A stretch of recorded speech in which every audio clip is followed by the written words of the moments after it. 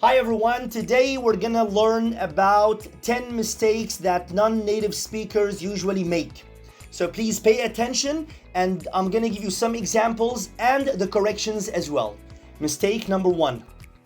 One of these mistakes is to use two subjects, like a pronoun, a subject pronoun, and a noun. For example, I can say, my brother, he lives in Sweden.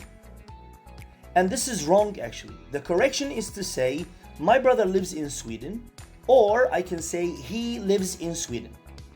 So I use one subject, okay, at the beginning of the sentence. I never use two subjects. So this is a common mistake that non-native speakers usually make.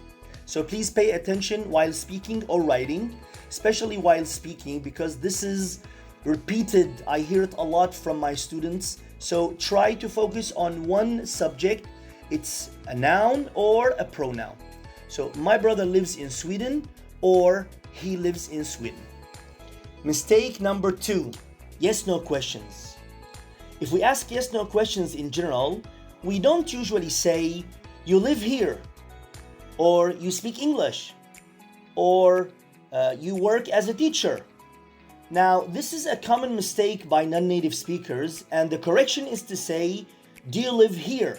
So we have to use the auxiliary verb do or does. Do you live here? Do you work here? Do you speak English? If you're talking about like he, she, it, we say, does she speak English? Does she live here? Does she work here? So we have to use do or does if we're asking questions, yes, no questions in general. So please don't do the same mistake as non-native speakers and try to correct your English. Mistake number three, the third subject or third pronoun, he, she, or it, and they don't add s to the verb. So for example, we say, she speak English. She work in a hotel.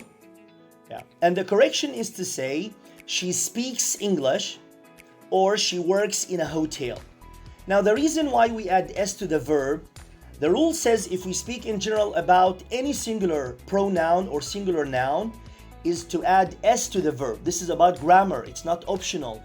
So we must add s to the end of the verb, okay, after he, she, it, or any singular noun, if we speak about this person or this thing in general.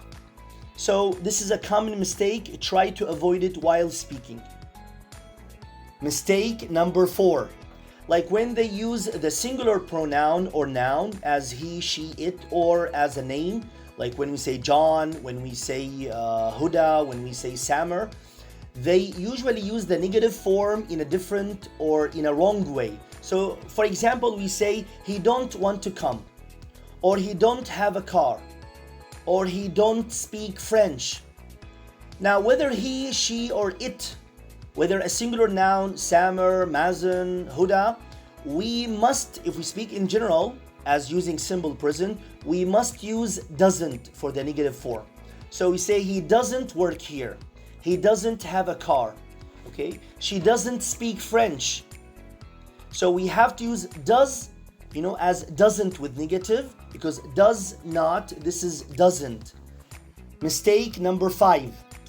Non-native speaker usually make this mistake when they use the modals. Modals as can, could, shall, should, may, might, will, would, and must.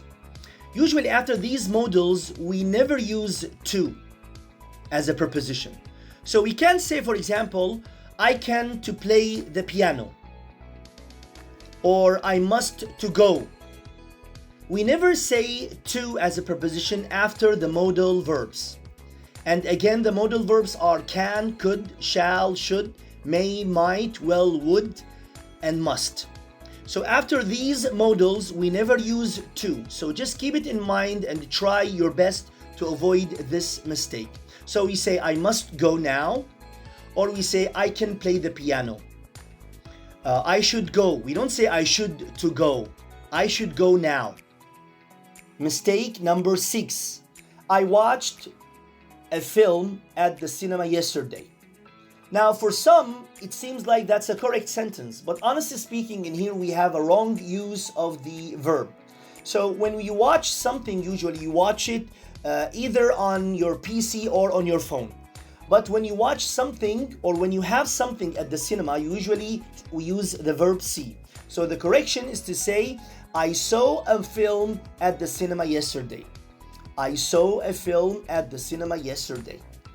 Mistake number 7. Some non-native speakers make this mistake. Sorry for the late. Now, what you need to know that late is not a noun. So in that case, we can't say sorry for the late. So what's the correction? Usually we say, sorry, I'm late. Late is an adjective and you describe yourself by saying, sorry, I'm late. So we use verb to be and then late as an adjective. Sorry, I'm late. Mistake number 8. I going to the bank. She going to the bank. They going to the bank. In English, we can't use these subject pronouns as long as we are talking about the near future unless we use verb to be, is, are. So we say, I am going to the bank.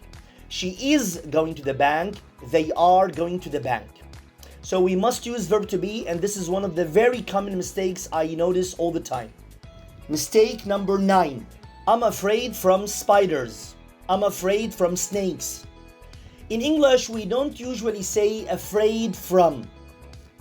And the correction is to say, I'm afraid of spiders. I'm afraid of snakes.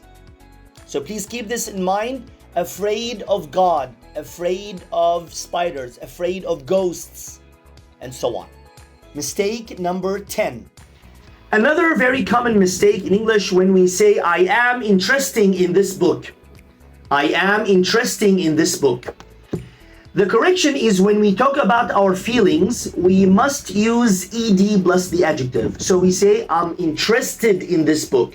I'm interested in that movie. So we don't say I'm interesting. We say interesting when we describe things or situations. So we say this book is interesting. And the correction also to say, I am interested in this book. Thanks for watching.